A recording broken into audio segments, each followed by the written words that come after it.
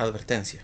Si eres folclorista y te encanta todo lo que tiene que ver con bailes y danzas propios de tu país, te recomiendo que no veas este video. Soy Rodrigo y te voy a demostrar que el folclor no existe. Vamos a observar un poco el contexto histórico de esta afirmación. ¿Cuándo nace el folclor? Nace alrededor de los años 1800, con las independencias de todas las nuevas naciones en esta nueva organización que estaba teniendo el mundo a través de los países. Los países fueron creados hace relativamente poco tiempo, alrededor de 200 años o menos.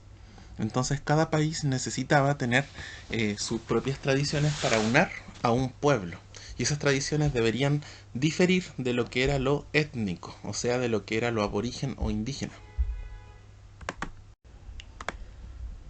Entonces, ¿cómo hacen estos países para poder poner bajo su alero a todos estos pueblos que muchas veces son tan distintos, para que todos se reúnan bajo esa misma bandera? Pues puede ser con un discurso de odio o con un mito, ¿sí? Por ejemplo, en el caso de Bolivia, independientemente del color político del gobernante, siempre el pueblo lo va a apoyar, siempre y cuando hable acerca de la demanda del mar. En Argentina es lo mismo, pero con las Malvinas, ¿sí? Entonces, vemos que de esa forma, por ejemplo, se puede juntar a muchos pueblos distintos bajo el alero de una misma nación. En el caso de Chile se creó un mito. El mito es el del roto chileno. Este personaje, que es el típico chileno, digamos, que es mujeriego, borrachín, pero trabajador al mismo tiempo, que es muy solidario, de buen corazón, ¿sí? Entonces, bajo ese personaje también se creó ese mito de que todos los chilenos tenían más o menos esa característica, a pesar de Chile ser un país tan diverso. Entonces, como estaba toda esta nueva organización de países que estaban saliendo, este nuevo orden político en aquellos años, sucedió que se necesitaba crear esta especie de cultura que aunara a todo el pueblo, ¿sí? Independientemente de las raíces que tuvieran. Entonces, de ahí, bueno, este caballero inventa ese término folclore, ¿sí? Porque no existía una palabra para eso, existían, no sé, tradiciones nacionales o conjunto no sé, cosas culturales antiguas, por decir así, pero no había una sola palabra. Entonces él inventa este concepto en donde lo que es folclórico tiene que tener todas estas características. Por ejemplo, en Chile, mi país, algo muy folclórico son las sopaipillas con pebre. Veamos si cumplen con todas estas características las sopaipillas con pebre. Que por cierto, las sopaipillas son una especie de tortas o panes fritos. ¿Sí? Y el pebre es una salsa que se le pone a eso. ¿Son antiguos? Sí. Sí, hace mucho tiempo que en Chile se come eso. Colectivizado, todo el mundo lo hace. Espontáneo, sí sale algo de una forma natural. Es simple, absolutamente. Se transmite de boca en boca, de generación en generación. Es anónimo, nadie inventó las sopaipillas con pebre. O si alguien los inventó, no sabemos quién fue. Y es no institucionalizado, o sea, no es que el Estado nos obligue a comer sopaipillas con pebre cuando llueve. Sopaipillas con pebre. Ah, a propósito, creo que las sopaipillas con pebre tengo entendido que son la única comida chilena como chilena tal, porque todas las otras son traídas o de España o de algún otro lado. Pero creo que las sopaipillas con pebre, o más bien dicho el pebre, es como la única comida que es chilena. Eso tengo entendido. Si alguien sabe algún otro dato, por ahí me puede comentar. Ah, y lo otro que también es como propio chileno es una variante del completo, que es el as, que es el completo, pero en vez de la salchicha o la vienesa adentro, lleva carne mechada. Eso tengo entendido. El problema sucedió o comenzó cuando apareció este otro caballero, ¿sí? Que muchos lo odian precisamente por haber puesto este término del folclore por el suelo, este término antiguo, y irlo modernizando, ¿sí? Porque hasta entonces, hasta antes de este caballero, todos los folcloristas se reunían, hablaban de las tradiciones, comían, bailaban, hacían las cosas típicas, pero nadie se cuestionaba más allá o llevaba más allá una investigación acerca de lo que realmente era el folclore. Pero viene él y él entiende el folclore como una especie de comportamiento de una comunidad, como algo más cultural, más que simplemente cosas antiguas. Entonces ya con este nuevo concepto cambia todo. ¿Sí? Porque ahí uno se da cuenta de, por ejemplo, en el caso de Violeta Parra, cómo es que alguien puede ser folclorista. Cómo es que alguien que tiene un nombre, siendo que el folclore es anónimo, puede hacer algo folclórico. O sea, no existiría, por ejemplo, los cantantes folclóricos. Porque la música folclórica se supone que se transmite en generación y son anónimas. Entonces, no entra dentro de esta clasificación. Un folclore en un escenario tampoco entraría. Entonces, por eso es que este caballero, bueno, empieza a hacer todo un estudio ya más profundo del folclore. Y entonces nos dio estas 5 acepciones del folclore, que vamos a ir viéndola una por una. La primera acepción es el folclore vida. Esto se entiende como todas las cosas que hacemos naturalmente en el día a día.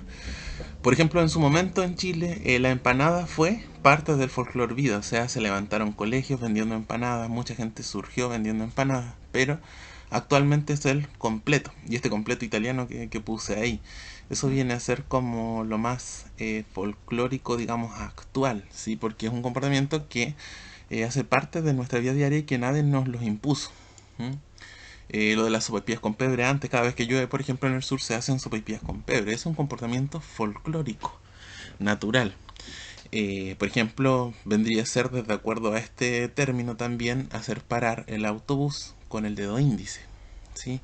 Cosas que no necesariamente están como establecidas, pero ya vienen a ser hechos que son tan cotidianos. Quizás buscar en Google en este momento también sea algo folclórico, teniendo en cuenta este primer concepto que es folclore vida. Entonces vemos que el folclore vida viene a ser como esta cultura cuya fuerza social cohesiona a los miembros de un conglomerado. O sea, se habla de ya una colectividad. Esta segunda variante del folclore o folclore ciencia, o ese también simplemente se escribe folclore todo con mayúsculas, corresponde a todo lo que es el estudio de aquellos comportamientos folclóricos ligados a la antropología. O sea, por qué cierta parte cultural de Chile se comporta de esa forma, ¿sí? Eso corresponde a folclore ciencia. La tercera acepción es la proyección folclórica, que es cuando tomamos un elemento folclórico, lo sacamos de su contexto y lo ponemos en otro contexto, ¿sí? O sea, en otro lugar más bien dicho, fuera de su ambiente cultural normal. Por ejemplo, todo lo que son estos grupos de Bafona, Bafochi y todo eso, que hacen obras muy lindas, muy bonitas, pero lo que hacen es tomar elementos folclóricos, por ejemplo, de La Tirana, y los llevan y los presentan en el Festival de Viña.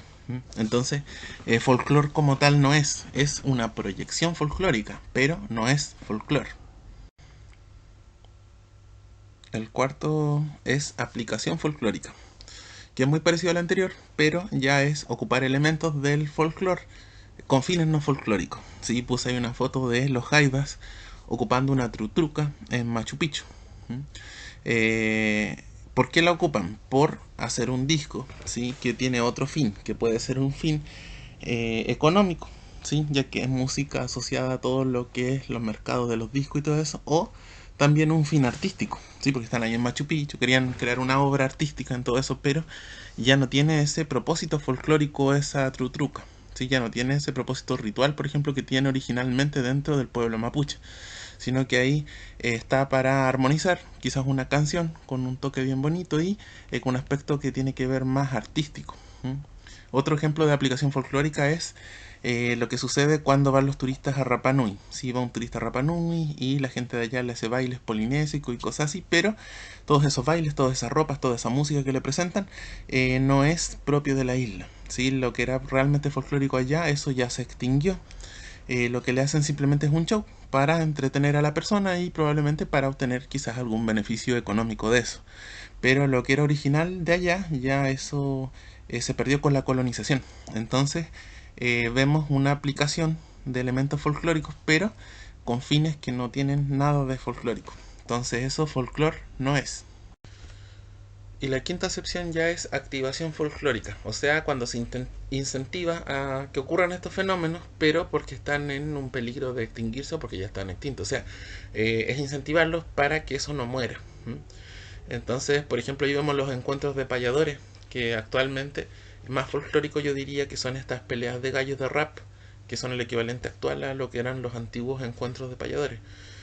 Pero cuando se hace eso y es algo como folclórico y todo eso, lo que se está haciendo en el fondo es una activación, o sea, se incentiva que esos fenómenos no desaparezcan. También esto sucede, por ejemplo, en los colegios cuando se incentiva actos de los niños donde hagan muestras folclóricas. ¿Sí? Es para que como que no se pierda, pero no es que sea folclore como tal, eso ya no es folclore en el sentido de folclore vida. Volviendo un poco al punto de Violeta Parra, que a mí me encanta Violeta Parra, por cierto. Bueno, ahí puse Mercedes Sosa porque van como de la mano ambas, pero en particular Violeta Parra, ¿qué hacía ella? ¿Era folclore lo que hacía? Ella tomaba elementos del folclore y los integraba a sus canciones. ¿Sí? De ese punto de vista viene a ser una aplicación folclórica o proyección folclórica. Ella también recopiló mucho. ¿Sí? Se dice que ella iba de campo en campo buscando gente que le interpretara música. Entonces ella aprendía con esa persona y luego ella ya presentaba esa canción en los discos para que eso no se perdiera. Eso vendría a ser activación folclórica. Sin embargo, los detractores de Violeta Parra dicen que ella cambiaba mucho. O sea, tomaba un elemento, por ejemplo, le enseñaban una canción con un ritmo en particular, un guasito por ahí, y ella ya lo tomaba, pero ella lo tocaba a su manera. Entonces el original ya se perdía porque ella le cambiaba ciertas cosas, como esto que dicen de que la ciencia, cuando uno estudia algo, ya el hecho de observarlo ya le está haciendo un cambio. Entonces, en el fondo, Violeta Parra lo que hacía era tomar elementos folclóricos y les cambiaba cosas, quizás sin querer, pero lo que ella hacía como tal, como folclor vida, no sé qué tan folclor era, ¿sí? Ese también es lo que se dice con respecto a los que han estudiado toda la obra de Violeta Parra. Y Mercedes Sosa es como lo mismo, es como la Violeta Parra Fruna, por decir así. Ahora bien, ¿qué sucedió en los años 80 en Chile? Como estaba todo muy, ¿cómo se dice? Polarizado, ¿sí? El folclore también se polarizó, como la música también es una expresión de lo que sucede culturalmente. También eso se polarizó. Entonces todo lo que era el folclore, lo que era el folclore andino y latinoamericano y el uso de ponchos y quenas y zampoñas y todo eso, se asoció a la izquierda.